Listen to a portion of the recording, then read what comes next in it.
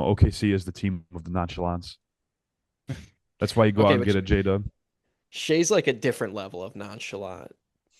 Like Shay's just like Well, he like wants to be. yeah. He's like Shay's protege. Yeah.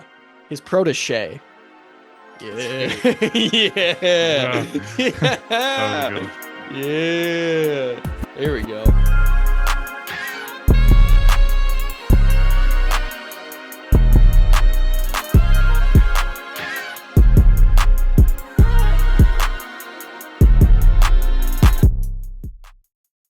GMLB family, welcome back to another episode of Good Morning Let's Basketball. I believe, is this episode 33, fellas? 33 we're on?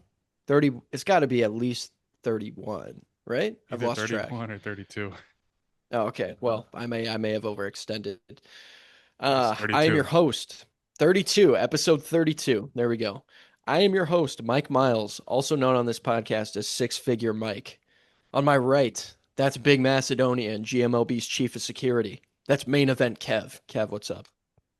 So, man, shout out Detlef Shrimp for being in the house last night. The building really felt his presence. Also Up on on my this. right is the self-proclaimed podcast Equilibrium and viral Dunkin' barista. That's Daniel. He's got the celly for all of the watchers on YouTube. Daniel, what's up, man? Nothing much. Just enjoying this beautiful Saturday afternoon. Thinking about my TJ McConnell poster that's in the mail right now. Did you really? No. That would have been sick if you did. Dang, that would have been dope. Also, above me, the founder and the brains of the whole operation, Slick Vic, also known as Victor. Victor, what's up? How we doing, fellas? I was not playing solitaire last night watching the game. That might be the most random thing you've ever. Solitaire? It's because Yeah, Stephen A. Someone took a picture of him at the game yesterday, and instead of watching it, he was playing solitaire on his phone. Oh, okay. Okay. Again, leave it to me, the host of the pod, to miss every reference that pertains to the NBA. My fault. I did not get the joke. Public apology. But that's Yes. crazy. I hadn't Solitaire is nuts. I hadn't seen that either. What a what a bad look for the NBA right now. That's the guy doing the halftime show, by the way. Yeah. That's crazy. But, fellas, I'll start us off with this question. We have three Bulls fans, Victor, Kevin, and Daniel. I am a Boston fan. Have any of you been swayed to join Pacer Nation at all? You know, we've expressed the frustration with the Chicago sports, but mainly the Bulls. Have any of you been swayed? Because technically, we're from Indiana. We're closer to Chicago. We're from Indiana. So, have any of you been swayed on that Pacers train? No, because it'll never be done again. I mean, it still hasn't been done. Like they haven't finished the job. I'm saying getting to the job, showing up to work, aka the finals. Okay, that's fair. You know, It was a one they off. might they might have said that back in when did they make it? Was it oh it was 2000. 2000? 2000. Oh, 2000. Okay, I'm a couple years ahead with the Reggie Miller days there. Daniel, Vic, what about you? Didn't hear me. Uh I was You waiting guys on him both to speak and both then he wait just and then speak at the same time. Great podcasting, guys. go ahead, Vic. Bro, I told you you can go. All Someone. right, yeah, I know. All right. So I guess I would Uh, say I really would rather always see the Bulls win, but it's one of those things where I think if the Bulls aren't in, the playoffs and if they're not even making like good runs, I'll show my support for the Pacers, but I think back to like what team would I want to see win the championship the most, and it's not the Pacers, it's definitely the Bulls. So I would still say no. I haven't been swayed. I would say it's tempting, just being a Bulls fan and just what the teams have been and how sometimes it seems like it's been a little bit more promising, but then it's never anything is a little bit frustrating. I'd say I mean, I'll still always root for the Bulls. I'll never switch teams or anything, but I feel like I have been rooting for like more players than the Bulls in recent years. Fair. But the Pacers, it's been really fun watching them. I do like that team a lot though. Yeah. Um, you see, I'm glad none of you switched up because I had the bullet in the chamber ready to tell you guys about how you guys are actually in the same division, and that would be switching up on the squad. But all you said no. In terms of me, I think that I have become a big Pacers fan, and that's like really bad for a guy who was the poster child of hating on them all season. Of course I'm still a Boston fan first and foremost, but I've hated on them all season, and at this point, I think I've rooted for them every game since the Knicks series. So, uh, Oh, call me what you want. so four Call me games. what you want. Well, I meant including the Knicks series. So more like what is that? 4 + 5, 9 games. No, 9 games now. 10, 6. 10 games. Oh, okay. Yeah, you're right. It did go to 6. I don't know why I thought that went to 5. Yes. 10 games. I have been a Pacers fan until Tatum comes back. So clearly my mind is elsewhere. But fellas, game 4, the Thunder got a win.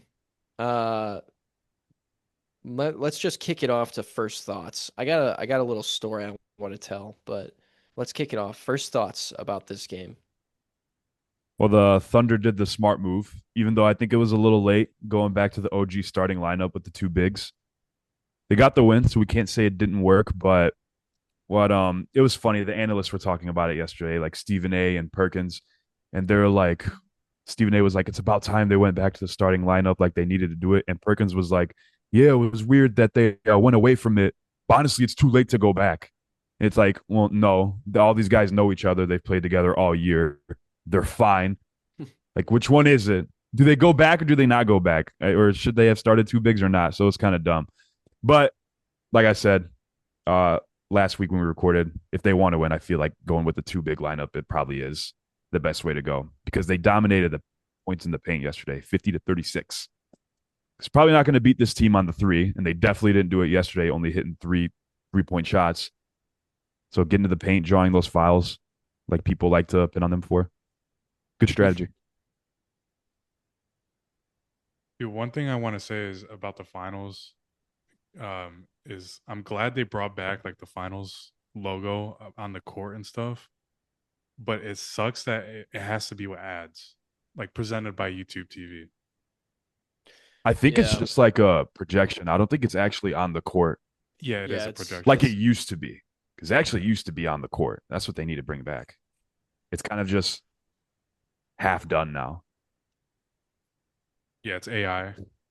It really is. But I do have a story about that because I think it was either game one or game two where they didn't have anything on the court in Oklahoma City. And our friend Eli was Snapchatting me a picture of the game. And he was like, who you got winning this game? And I was like, Thunder. And or no, series. He said, who you got winning this series? I was like, Thunder. And he was like, who's left in the bracket? I was like, what are you talking about? And he's like, who's left in the tournament? I was like, this is the finals. And he was like, well, this is a boring finals. I just want to get your guys' thoughts on that. It's not the fact that I just want to get your thoughts on like, do you think the NBA is promoting the finals good? Because I think that's crazy that he was watching the game and didn't know it was the finals. Well, Even I wouldn't put it past him. yeah. I'm not. I'm also not surprised. He mixes up he mixes up Jokic and Doncic a lot all the time. He'll be like, "Who's on Denver?" Bruh. He should have just sent him the video of the corgi that picks the round of who wins and be like, "Hey, if you want to make a bet, just follow the dog." So I will say though, no, I kind of like this point by Vic because I also did hear the same thing from a casual NBA fan that like we were just sitting like at a bar top, we were getting food, and it's a person that I don't know very well, but we were both watching the game, and he was like, okay, so what game is this? And I was like, it's game three. And he's like, of the finals? And I'm like, yeah, it is the finals. And he's like, what are the two teams? And I was like, all right. But he like kind of knew. And then there was even another person that I was He talking to kind of that did knew. this. He kind of knew. It didn't sound That like he didn't knew. sound like he knew. It sounded like Like he knew diddly squat.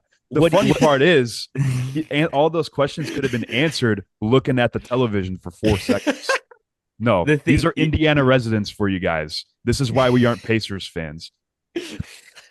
No, but honestly, I will say that Right.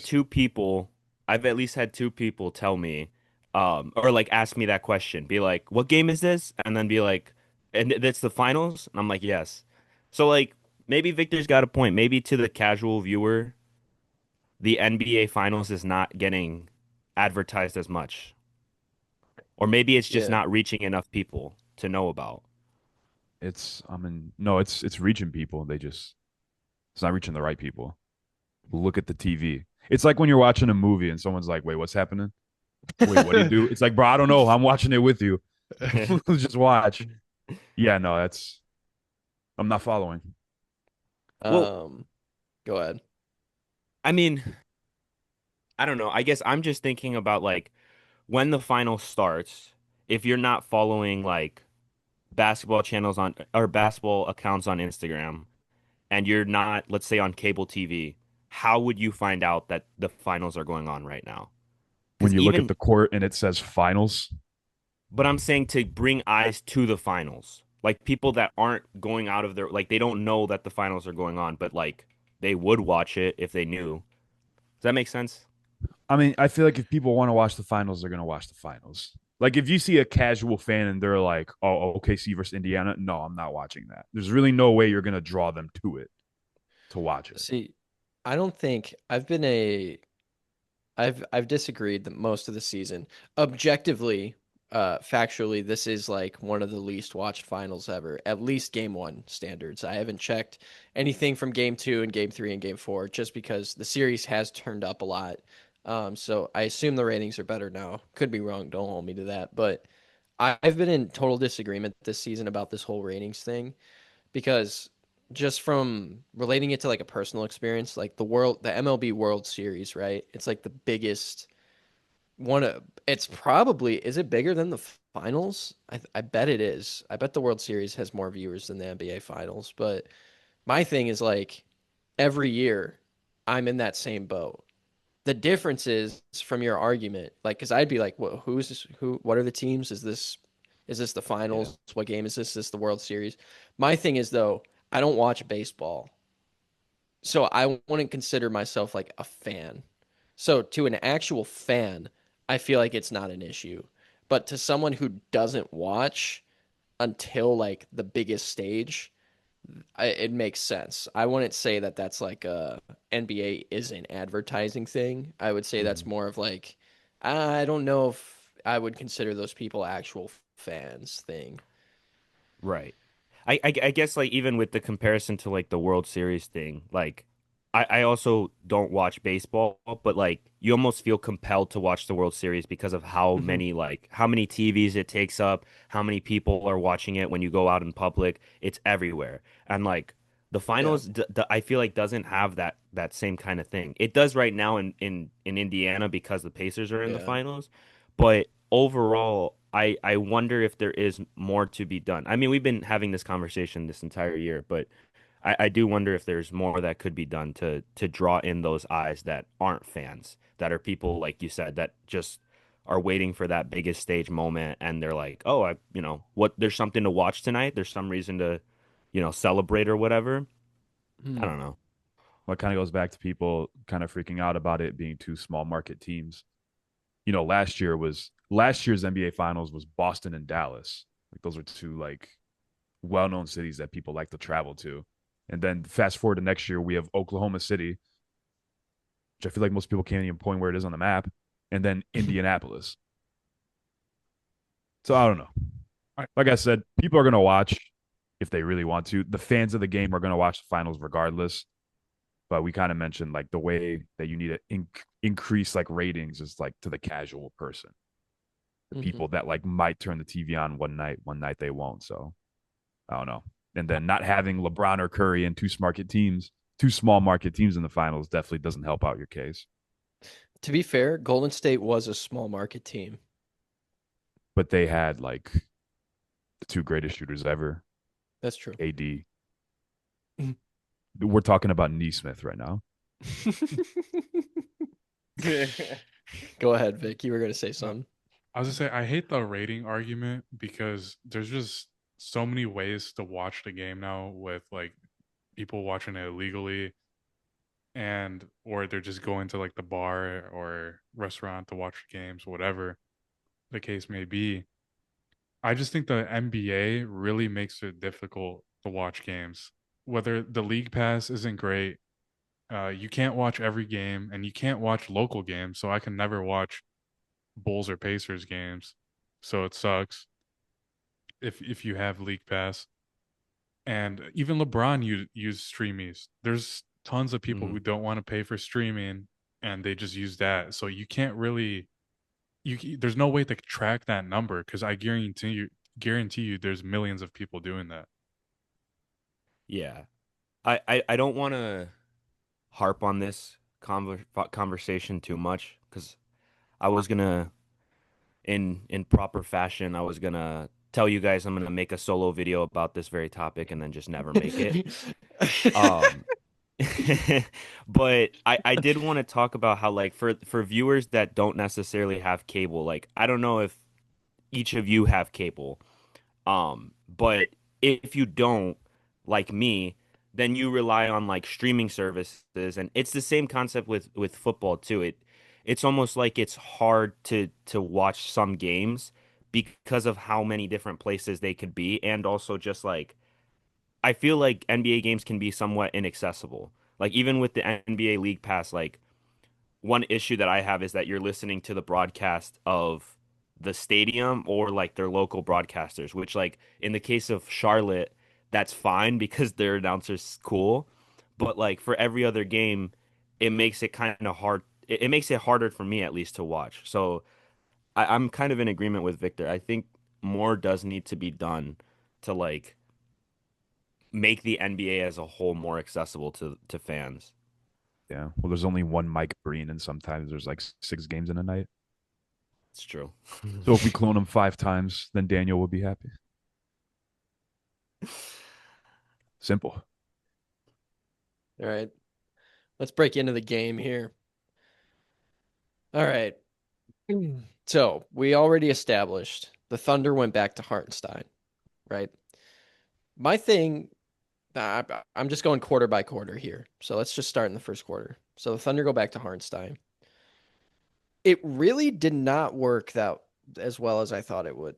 It really like they were getting they had the belt put to them in the first half. Um, I don't think that it worked that well, honestly. Yeah, because I That's mean, it. Go ahead. The Pacers were leading, I think, the whole game up until the fourth quarter when the Thunder got the lead late. well, I mean, I feel like they got so used to the other lineup to the point where like it looked like they didn't almost know what they wanted Hartenstein to do. Yeah. That's what it kind of looked like to me. I mean, he had one basket, and Miles, we talked about it. I think it was that putback dunk. Hmm. On top of that, like Shea got locked up on a handful of plays by Nemhard and was kind of just like clogging everything in the mid range, which is where he would get to and get stopped. And then you kind of just had Hartenstein lurking with Chet on Yeah. the outside. So I felt like it can work. Last night it didn't work that well. You're definitely right. But I feel like they're just thinking about it so much as opposed to like what they've always done. I feel like they're just trying to make way too many changes right now, like with their team and with their lineups. So last night he kind of just looked like he didn't know what he was doing. Yeah. I definitely see that. How about the corner threes though? All the announcers have been talking about is, oh, the Thunder give up corner threes. You know, they believe that they could close out. The Pacers had three alone in the first quarter. and 2 of them were their first 2 shots. They've definitely exploited that. So what kind of adjustment? Because you would think with Chet out there, right? Especially at center. I know he didn't start at center tonight, but Chet out there, you would think he could cover enough ground to close out to the corners, but it just hasn't worked. What kind of adjustments do y'all think need to be made to like? Because I'm beginning to think this is an actual issue for the Thunder. The Pacers are scoring a lot off that corner 3-point shot. I feel like they're so inconsistent with their help. Like, let's say if Tyrese is on the wing and he has somebody in the corner, if he gets past the defender, sometimes that help defender in the corner will come by and like try to pick him up, or sometimes he won't. I feel like whichever you want to do is fine. There's no like established plan that they have. And I don't think you need to double Tyrese Haliburton as soon as he crosses half court. You could double him, but you don't need to double him like that high because that just opens it up. He's like really quick. He's very twitchy. Obviously, he's looking for the kick out as opposed to like scoring first. So that's where I feel like they just got to kind of beat a whole lot. And they just don't close out quick enough. Like it looks like they look to see where the ball went, who caught it, and then they'll go close out as opposed to just following it. I go ahead. I was gonna say, do you have like a stat on how many corner threes they hit? I'm just out of curiosity. In my notes, I have 4 in the first quarter. I did not track for the, or I'm sorry, 4 in the first half. I did not track for the second half though. It was like very apparent because that's what they were going to. They shot a lot more. Of course, they only made 4, but for a team, especially like last night's game, the Thunder really didn't hit any 3-point shots. So, Kev, I don't know if you still have this. Do you still have the stats up for how many 3-point shots they hit? I think it was 3. They were 3 for 16. What were the Pacers last night? 11 for 36. Yeah, that's gonna make a huge difference. Mm-hmm. So imagine the Thunder just, I don't know, hit a couple threes. Like imagine how much more they win by. That's the only reason the Pacers were really in this game. So it's clearly an exploit that I think is actually killing the Thunder a lot more than anyone's giving them credit for. Specifically the closeout and the corner three. Just the corner 3 in general. The Thunder give it up in their rotations, especially with Tyrese Haliburton. And this goes back to what Kevin was saying. I do kind of disagree that they shouldn't double at half court. That might have been like a triple negative I just dropped. I like that the Thunder are doubling Haliburton at half court, and it's because it stops him from getting downhill. Because that's what Tyrese Haliburton is effective at, is he's going to get downhill and he's going to kick out. So if you can just get the ball out of his hands at half court, and the Thunder actually did force a backcourt violation one play too, which was pretty cool to see, because they doubled him so high. I like the ball for the Thunder. I like the ball out of Tyrese's hands for as long in the possession as possible. And if he starts and gets downhill, if he beats his defender, it's wraps for OKC's defense, especially with their liability to leave the 3-point corner shot open. So I don't think Tyrese didn't have a bad game, but he was definitely less effective. And this sounds a little crazy to say, he only had 7 assists. I mean, he's been averaging a lot more, so I think it's fair to say contextually. And he shot 1 for 7 from 3. Part of that is because he can't come off a screen and step into a 3-point shot. Every 3-point shot he took was toughly defended. So I don't know. I like that adjustment by the Thunder. But yeah, what are your guys' thoughts? I think on this topic, I would probably take Kevin's side.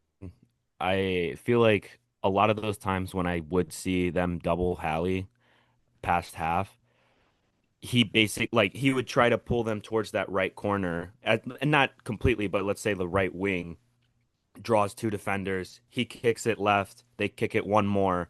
And usually that one more kick to what would be the left wing or the left corner is what gives Nemhard, whoever's taking the shot, a chance to actually like get the shot off before Chet can close out. So, and I'm not saying like that's every single possession, but that's at least one that I know of that just puts them in a good position to shoot under not a lot of pressure because there's obviously two people on Hallie and one person guarding two shooters on the wing.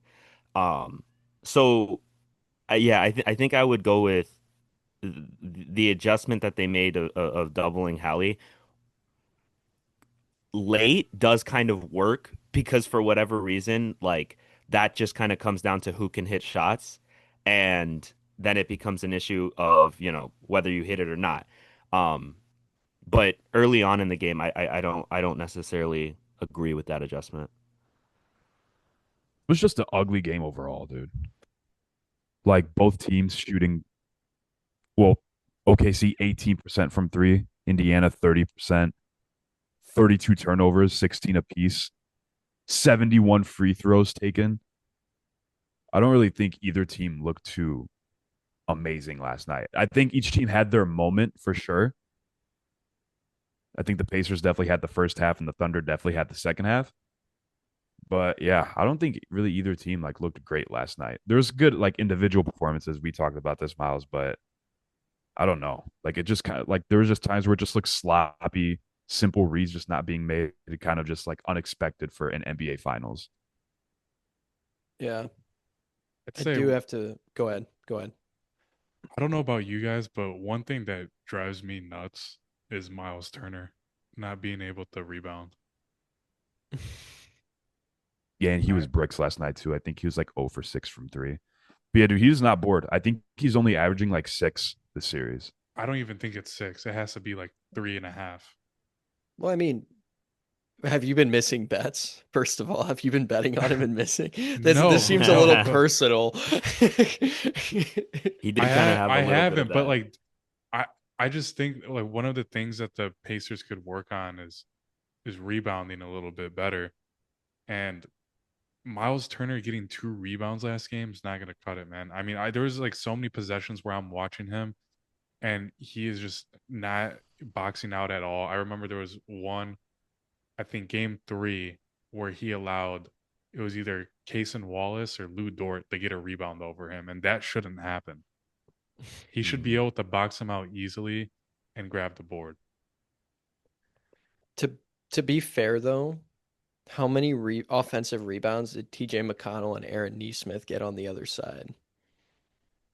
Because I think both teams like talking about boxing out Lou Dort, easier said than done. That guy is Yeah. an animal, bro. He's also built like bricks. So like I don't know about that example, but I do agree. Miles Turner does need to be better. My other thing would be offensively. I know offensive rebounds are way less common than a defensive board, but offensively, he really is operating like far from the paint. Yeah, He for doesn't really sure. operate inside to like get offensive rebounds like that, but also on defense, apart from last game, most of the time he is guarding Chet. He's guarding Chet Holmgren. So Chet's not really in the paint unless he has a mismatch as well. So, or he's in transition. Um, so it is kind of like a matchup thing, but either way, 2 rebounds for a 7-footer is, you're right. That's just not going to cut it. He needs to get at least like five. Five a game is like absolute minimum. Yeah. And I mean, Siakam's not crashing the boards, or I mean, he is. He got 8 last game, but I don't know. Something I noticed. Yeah, I mean the Pacers were never really too great of a rebounding team. When it comes to trying to get offensive boards, you see their guards crashing a lot more. Like Yeah. Neesmith, McConnell, their guards definitely do the crashing the boards on offense. Defense is just, I guess, whoever's around and available, they'll go get it. You got to remember their style of play. They pretty much just run and gun. Like if the team scores, they're inbounding it right away. Yeah. My thing is, I need to bring a stat up to you guys. Does anybody want to take a guess at what Lou Dort is shooting from three this series? This series, I believe a couple episodes ago I asked if Lou Dort can continue to stay hot, the Thunder have a chance. And then I said, who's more impactful, Obi Toppin or Lou Dort for 3-point shooting? Does anybody want to guess what he's shooting from 3? Don't look, Vic. I see you I'm not. scrolling. I see you scrolling in the We can see reflection out of of your your Okay. glass background. D Rose Nice jersey. try. But this number might be a little bit skewed. He was 1 for 1 last night. We're not like he was 1 for 1 last night. That's not like granted the other night he was 5 for 5, great, but Also going 4 for 8 a couple games ha, ago. Last game. having the 100% 3-point shooting for the game in his favor for last night, I'm not buying it. I believe he's 60% right now. I'm gonna go above 50, yeah, because of the last 3 games that you just said. His percentage, that's what it sounds like. I had to guess he's probably like No. 52. He's 67% right now from 3 on 19 shots. Pretty solid, fellas, for 3 Pretty people solid. who said he can't shoot. But 1 last night. It's Okay, but what about 5 in whatever. game 1 and 4 in game 3? I acknowledged the 5 already. That's more than the 1 for 1. I am aware that 5 is greater than 1, but thanks for your reiterating. No problem. He still sucks. Like it takes a lot, you know. Like I don't think he care what sucks. Where does He this he narrative doesn't come suck. from? Okay. He doesn't fair. suck. I'm just kidding. Who does suck? There's a lot of people that do suck. I mean, I'm still waiting on the J-Dub breakout game. It hasn't happened yet. That's true. Let's sit on J-Dub for a little bit. How do you guys think he played last game? I feel You got like 8-second violation. That means you suck. When you do sucky stuff, like to Kevin's point for J-Dub's breakout. I think one of the things that when Shai's off the floor, it's a lot harder for them to create offense, and they usually have J-Dub they have J-Dub on the floor, and I think he needs to step it up a little bit more because when SGA is off, they really have a tough time trying to create that offense, and if he could play like how he was an all-star this season, if he could play like that, it would be awesome. And I think they could be up maybe 3-1 this series if he stepped up. I think 25% from 3 this series. I think not too great. One thing I didn't like about J-Dub, and I said this in my my analysis of my top 5 third options in the league. J-Dub was on this list, and one thing I said about him, it's still true. It's showing a lot in this series. Is Wait, sometimes third he just options? makes, huh? Who's the second option if he's the third option? I said back then that Chet Holmgren has a bigger impact when he's on the floor than J-Dub does, and you agreed at the time. Run it back. Anyways, when I in that analysis I said, and he's still kind of consistent this series. Sometimes he'll just put himself in a situation where he has to hit a super difficult shot. He's done that a lot this series, which some of his shot creation with Shai being picked up by Nembhard a lot, or when he's off the floor too. So in the first half, they had him sitting a lot more to kind of preserve him for later in the game, and then the weight kind of fell on J-Dub to score. But he just puts himself in a situation where he has to hit super super difficult shots, like stuff that you would see Shai hit because he wants to be him. Am I the only one that thinks he played good? I mean, I think didn't say he played pretty good bad last night. Last night, yeah, he played pretty good, but like I said, just the one thing I said, shots. He just tries to hit too many difficult shots sometimes. He did play good. Yeah, I was gonna say in the second quarter, he was pretty much carrying the boat on that. 11 for 11 from the free throw line last night. He was super aggressive, I thought, and I think that made a lot of the difference for OKC. I don't think they win this game if he doesn't play the way he does. Outside of scoring, obviously with scoring, but he has been coming alive. He's gotten progressively better each game. But last night specifically, I think Like, do you guys remember the play where he drove in, got clobbered, and like got right back up and went to the line? The dude's just kind of unfazed all the time. I think he's I think like one of his biggest strengths that people don't talk about is how mentally tough he is. And no, it's not just because of that play. I've always kind of thought that about him. I genuinely like don't think that he thinks anyone is like intimidating. I think he's just one of those players. Well, OKC is the team of the nonchalance. That's why you go out Okay, and but get a J-Dub. Shay's like a different level of nonchalant. Like Shay's just like Well, he like wants to be. yeah. He's like Shay's protege. Yeah. His protege. Yeah. Yeah. Yeah. That was a Yeah. good one. Yeah. There we go. I don't like this. When I say I'm waiting for the Shea breakout game, like I'm not talking like 27 points on 8 of 18. I'm talking 40, 50, 45. The Bro, breakout. did J-Dub even drop that this season? Did he drop 50? I I don't don't think he care. did. This is the finals. That's a big Season. ask. The season was months ago. I'm talking about right now. The second coming of Scary Terry. It's J-Dub. Yeah, I don't even know if Bro could drop 50 on the Hornets. I ain't gonna lie. But maybe. Yeah. All right. I think one thing I've determined from last game, I think this series for sure is going to 7. Yeah. Really? Yeah. Really, really. Really, Victor. I said really, really. But yeah, Why I think it's not, definitely Vic? going to 7. Why not? I think they're gonna win an OKC home court advantage. Then they're up. What is that? 3-1? Yeah. 3-2. 3-2. 3-2. 3-2. Sorry. 3-2, and then they win in at the Pacers. So you think they're No one taking ever- the next 2 games? Yeah. So you have Pacers in 6? No. No, he has Thunder in 6. Oh, Thunder in 6. Okay, I must have misheard. Thunder in 6 for you. I don't remember what you said originally. I think we I think you said Pacers in 5. No, I said Thunder I in know. 6 originally. I know I think I did too. So you're You still said sticking with Pacers. that. You said Did I? Pacers. Yeah. You and Daniel Okay. went Pacers. Me and Kevin went Thunder. That Okay, sounds yeah, right. you're right.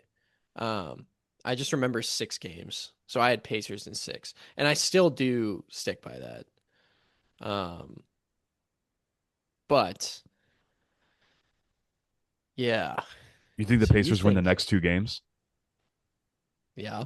No, you Why don't. not? Why not? that reaction He did said, not "No, you sell me. don't." Why? Well, why The not? Why reaction can't didn't they? They've already won in OKC. I mean, I just don't think they'll win 2 in a row. Like that's very tough. Yeah, on the road, it is tough. But I'll say for me, mine was that long, drawn out answer where I said if they win 2 games in a row, which they did, or no, did they? Yeah, don't give it again. Just say what you Yeah, just say yeah. what the guess was. We remember. Point being, yeah, I said if they're going back and forth, I see this game going to 7, and if that's the case, I see the Thunder winning. But I want the Pacers to win. So, can I say Bro, Pacers in 7? Can I change my you mind? just said Thunder in 7, bro. Yeah, I know, but I'm going off of what I said last week. I'm asking the panel, can I change my mind and say Yes. Pacers in 7? Yes, you can. Pacers in 7. This is your pod just as much as ours. You make your own decisions. Yeah. I think me and Daniel were the only ones that had the series going full 7. I Yeah. think originally I said Thunder in 7. Yeah, you did. Okay. It's gonna happen. Yeah. I realistically, I think Pacers in 6, but if I'm being completely objective, I think it'll be Pacers in 7. I think the Pacers will win. So Shea, 0 assists, 0 free throws in the first half. Clamped. Not clamped, but probably why the Thunder were struggling a lot. There was a play. Shea was ISOing in the mid range and Chet cut back door, wide open, clapped at him, even clapped at Shea. And Shea still just shot up, step back, contested midi. with so much time to pass it to him. Like you see a 7-footer wide open under the basket, you're usually going to throw him the ball. Not this version of Shai. This version of Shai in the first half was definitely not the Shai I'm used to seeing, fellas. Shai, did he ended the game with 0 assists? Yeah, Yeah, he had I don't think 35 he and had an 0. assist. Bro, putting up those Kyrie stats. So it's like those Uh, my career stats. um, I just, dude, I hate that the Thunder won this game because I feel like almost every stat points to them losing, but they somehow won it. I really feel like Well, they should have lost this game. that's what I thought too. But the reason they won this game was the last possessions late, and I think there was like around 30 or 40 seconds left on the game clock, and then the Pacers had the ball with one timeout left, and then Tyrese was getting clamped up, and then he there was like a couple seconds left in the shot clock, so he threw it to Miles Turner, and then Miles Turner bricked. But if they made that shot, I believe they would have went up by one. But I don't blame Rick Carlisle for not taking that timeout though, because that was their last timeout. Well, I'm talking like scope of the whole game. Like scope of the whole game. The Pacers had everything going for them, but they still lost. And I hate that. I hate that, dude. I hate that. Just like how game one went. Yeah, Pacers That's true. should that's a have good point. lost game one That's true. That's a and good still point. won. So these teams are pretty much just like on big time survival mode. But I mean, you're not wrong. Like the Thunder only shot 5 more free throws than the Pacers this game. Let's say hypothetically you give the Pacers 5 more free throws, they hit them all, they still lose. Ben Mathurin missed 3 clutch free throws there at the I end, was 3 in a row, Oh yeah. I was gonna which bring that up. was Yeah, that was a big. atrocious. The Thunder out rebounded them by 10. They had 43. Indiana had 33. Turnovers, exactly the same. Points off turnovers, Pacers had 2 more. Fast break points, they had 1 less. Like it was so like equal. But it's just the final moments. Like literally just like game one. The final moments is what decided this game. Mm. Yeah. Can we I wanted to bring this up because this was a thought that pondered my mind last night watching this game. Do y'all remember when Obi Toppin got drafted and everyone's like, yeah, this guy can't do anything besides dunk?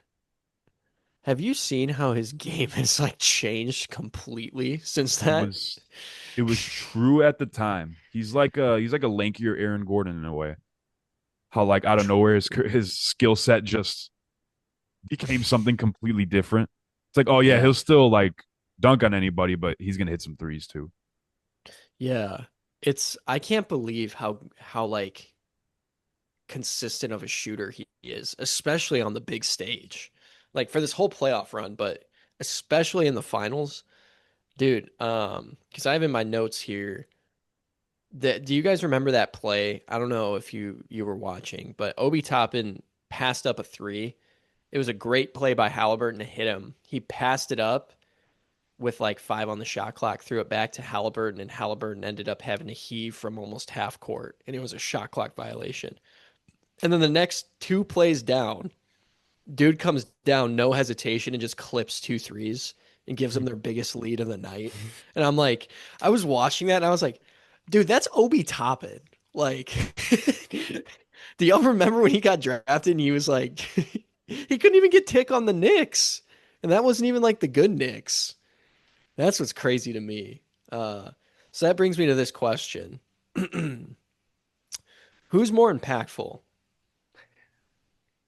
Obi Toppin or Alex Caruso? I know Alex Caruso had a better game last night, but for the whole series, who's more of an X factor?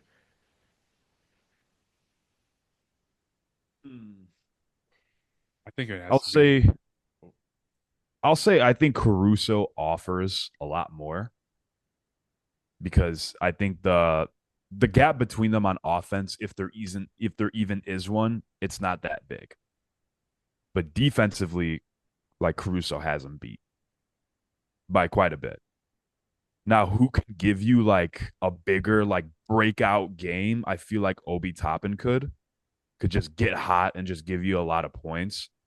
But all around, through and through, Caruso's a veteran. He's an NBA champion. I like what he has to offer a lot more. I feel like he would be a bigger X factor because he had 20 last night, shot 7 for 9, I believe. Like if he doesn't have that game, if he scores how he usually scores, which isn't like a whole lot, the Thunder are down 3-1 right now because they didn't get Yeah. much scoring off the bench for them last night. Like none at all, actually. And I believe that's his second 20-point game, right? Because didn't he have one game two? Yeah. I don't think if I'm remembering this correctly, I think the announcer said he didn't have a single 20-point game the whole year, Yeah. but had two Very in the believable. finals. That's insane. I believe it 100%. I mean, him and Siakam are the two guys with the finals experience, so you know they're gonna come out and hoop. Alex Caruso, Finals MVP. If I'm Shea just wasn't joking. dropping Yeah. 35, I mean, he could get like the Iguodala Finals MVP, but if only if Dude. like Shea didn't exist. Yeah. There's no way he's getting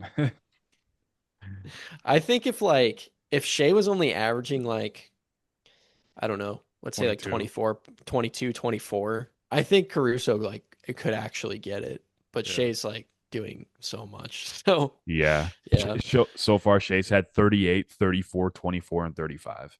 yeah, yeah. Like It's how a, can you not give it to that guy? You know? exactly. Was the league MVP too. It only makes sense. Yeah.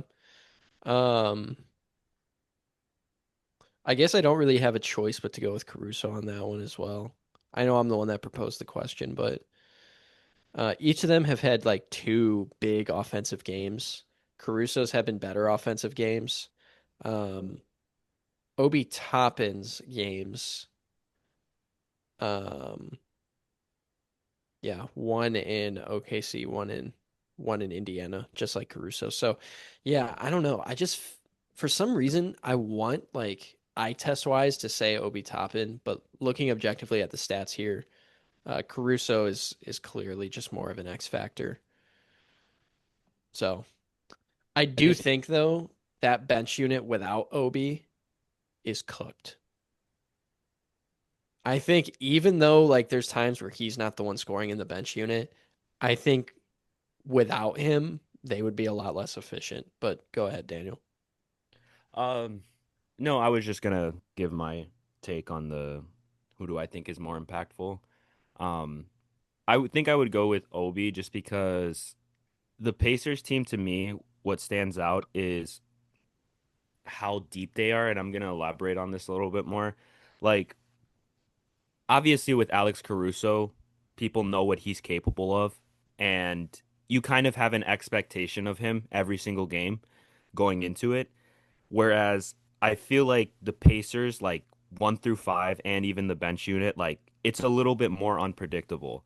And I don't know, when you have guys that just are able, like you were mentioning, Obi coming down and hitting three spot up threes back to back to back, or Pacers fans are loving TJ McConnell and his little 5 minute spurt scoring like I don't remember how many he scored, but yeah, like him doing his job, off the bench. It's one of those things that I think kind of goes to say, yes, we expect Caruso to always be this, but Obi is I feel like a more of an X factor because if you're doubling Tyrese and Nemhard's having a good game or Siakam has 33 already at half, it becomes a little bit more of an X factor what Obi Toppin is doing, I think. So that's I think why I would go with him, but I Yeah. digress. Yeah. It's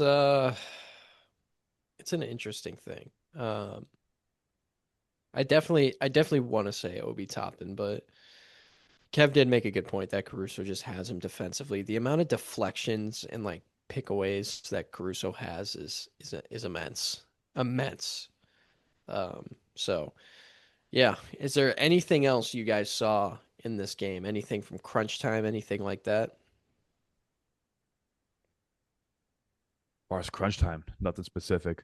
But kind of going back, not to revert back to this combo we just had, I see why like you said like Obi Toppin from the eye test. is because he gives you those like electric plays as well. The putback True. dunks, the blocks when he'll get like a nice block, a big three. But a guy that's gonna do it for 30 minutes, give me the eagle. Give me the bald eagle. Is that what they call him? I've never I, heard that. I think I feel like I've heard people call him the bald eagle when he like first got to Chicago and when he was on LA. Okay. Or maybe it's not Yeah. Caruso. Maybe it's another bald white dude that's in the league, but I cannot think of one right now. That Uh, yeah. I don't know if I have one either. Chris Kaman. Maybe. He was it's bald at one point. yeah, but current bald white dudes in the NBA. Oh my God, is there not anymore? I don't know. This is what we're discussing now. So we get Caruso. Yeah, No, bald. he's I not. don't think there's any more bald. There's some bald people, but I don't know if they're white people. Yeah, that's what I was gonna say. Bald Caucasian Oh, NBA player. Boston didn't No, have. that's Jordan Walsh, but I don't think he's white. Okay. Well, he's definitely not white. Uh, I don't know. I can't think of one. We're probably missing like a very obvious one. Are we though? I really don't think so. This would be a good trivia thing. Guess the NBA. Guess how many bald white NBA players there are? You got to list all of them. I'm asking Think- ChatGPT right now. Because Oh, a lot yeah, of them have the same cut. Bald Eagle was Alex Caruso's name, by the way. I did look that up. I was gonna say, I know I'm not crazy. Yeah, hold on. Keep filling conversation while I ask Chat if there's one besides Alex Caruso. I'm sitting here thinking because a lot of them have the same cut in the league. Not Jokic, he has a buzz cut, but Luka, Hartenstein, well, he's mixed. Damn it. Nurkic, he has the same cut. Yeah. Nick Batum is not white. Taj Gibson is not white. Dwight Howard is not bald. Or white. Yeah, or or boy. Yeah, that's interesting. The picture it showed me. So chat brought up a photoshopped picture of JJ Redick bald for some reason. I'm looking at Curry bald. I have Why one did of it do Curry that? bald. I don't know. Why did it do that? I don't like that it can bring up just false pictures. But anyway, we can move off this now. Maybe Where do we go Caruso's from the here? only one. Maybe Caruso's the only one. But I mean, Oh. hey, that's why you tune into GMLB because we get sidetracked on bald white NBA players.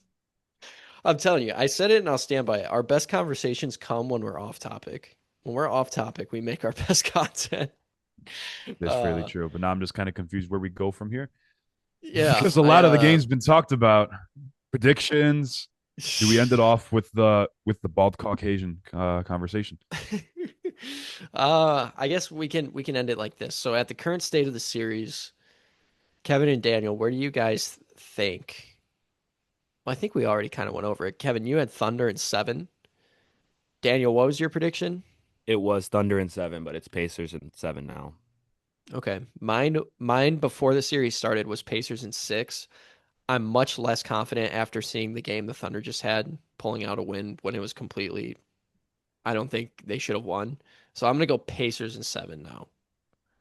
And then we'll run with that. But yeah, either way, either Tyrese is getting his first or Shai is getting his first.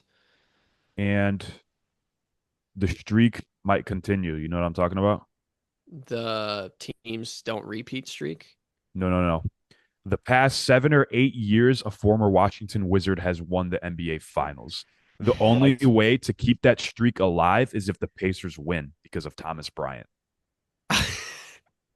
former Washington Wizard. Last year, the streak stayed alive. Last year, the streak would have stayed alive regardless because Dan Gafford, former Wizard, and then Porzingis, former Wizard. So this year, the Pacers have to win to keep that streak alive. I believe it would be 9 years straight that a former Wizard has won the finals. That's got to be the thumb, like the And intro you just brought that up now. clip. I just remembered.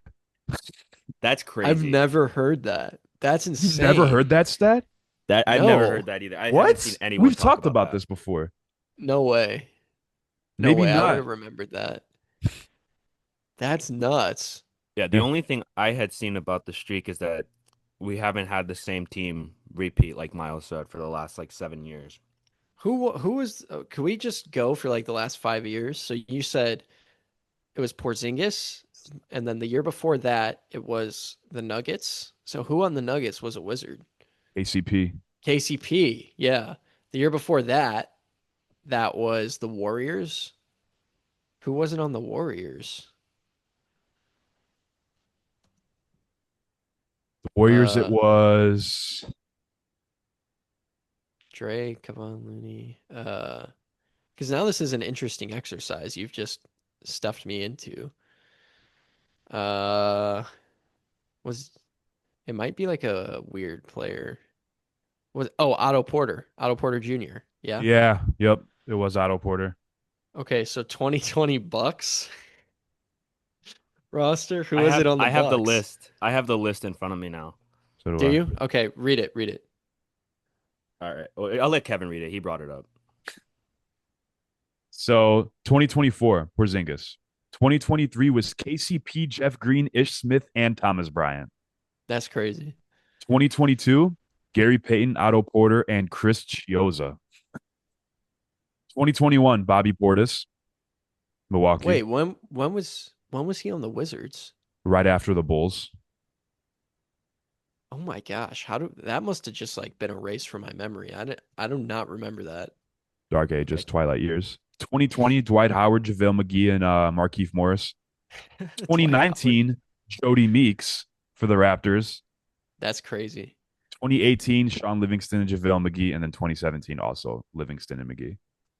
Wow. So since Wow. 2017, a former. So this year, if the Pacers win this year, that'll be 8 consecutive years a former Wizard has won the finals. Oh, I heard about this. No, it'll be Vic, you would nine. not It'll be nine, believe. Kevin.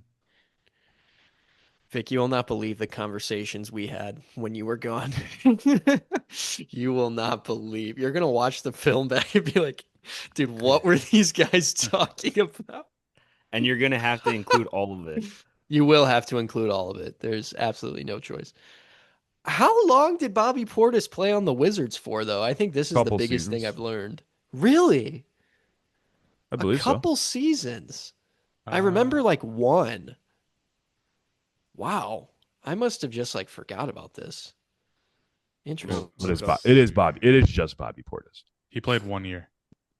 Oh, Okay. 1 year, yeah. 2018, That 2019. sounds that sounds more like it. I was like, dude, if he's been there for a while, I like did not know that. He went from Chicago to Washington to New York for 1 year, then Milwaukee. Dang. He's doing I the don't even rainbow. remember the New York near either. New York.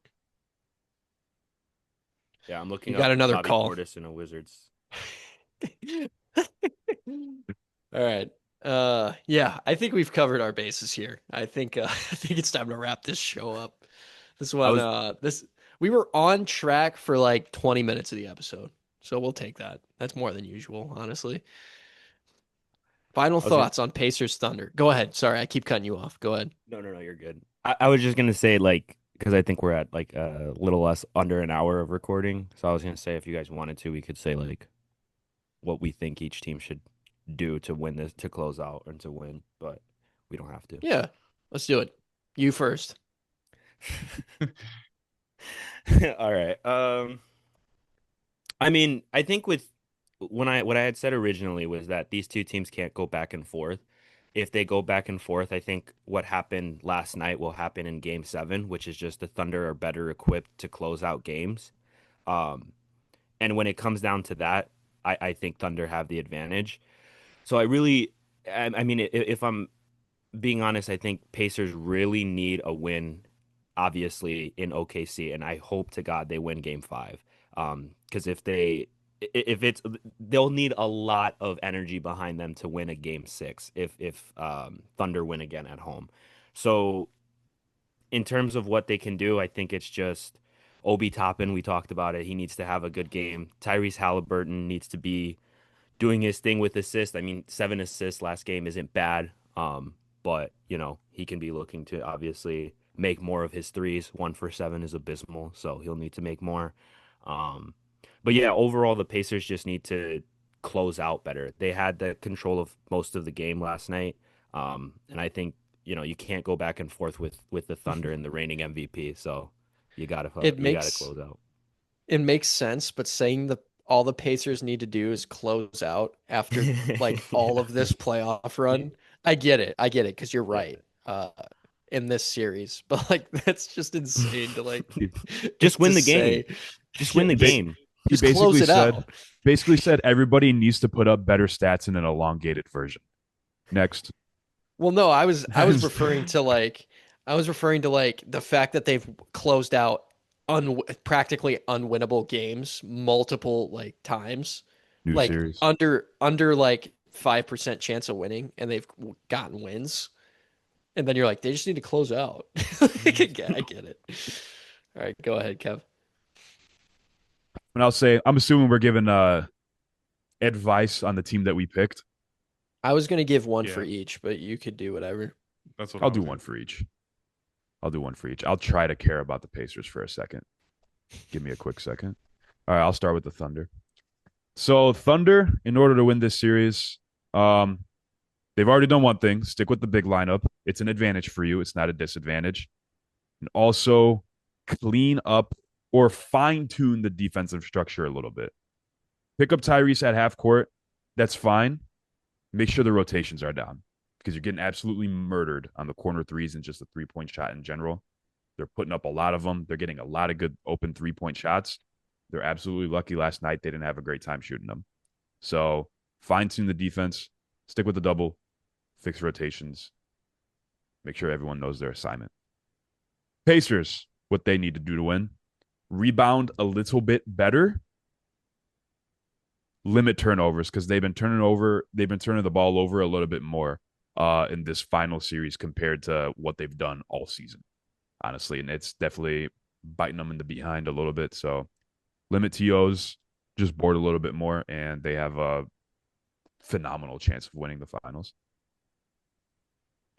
My two, I got two for the Thunder. The first one for the Thunder is Jalen Williams cannot have another game where he is unaggressive. He was aggressive last game, and I think it paid dividends. Also, the game before that, he needs to remain at that level for them to close this out. The other thing is just simply put, make threes. You make it really tough to win games when you hit 1-3 the whole game or 3 threes the whole game. 1-3 in the first half. You have to make shots, make threes. You're getting open looks. The Pacers play good aggressive defense, but they're over aggressive. It's not that hard to get a decent look at a 3-point shot. You just have to make them. What I have for the Pacers, the bench unit needs to survive without Haliburton. And they do that. But last game, when they didn't do as well without Haliburton, the offense became stagnant.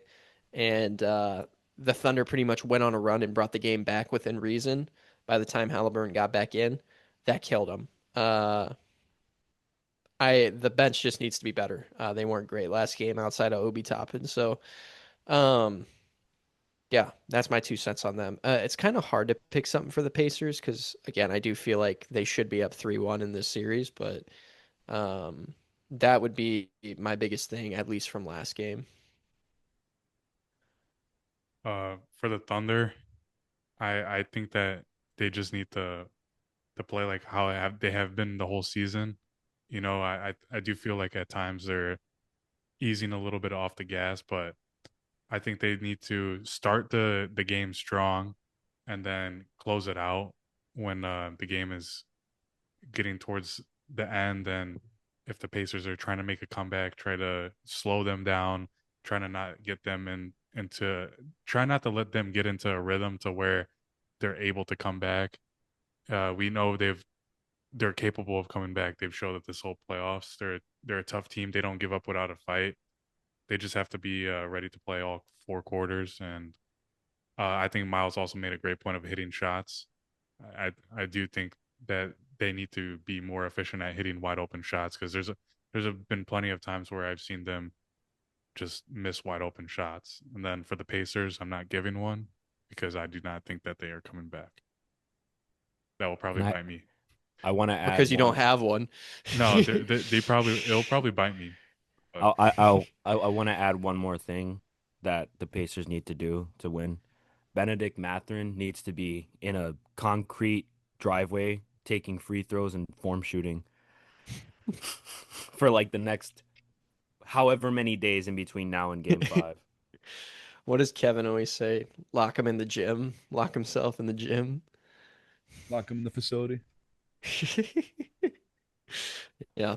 All right. Well, GMLB family, that's going to wrap it up for us. If you want to watch our full podcast, we are on Spotify, Apple Podcast, and on YouTube. If you want to watch our short form content and interactive games, we're on YouTube, Instagram, TikTok, and Snapchat at GMLB Pod. If you want to email the show, email us at gmlbfans@gmail.com. And with that being said, we're going to head out of here. We'll see you in the next one. Peace.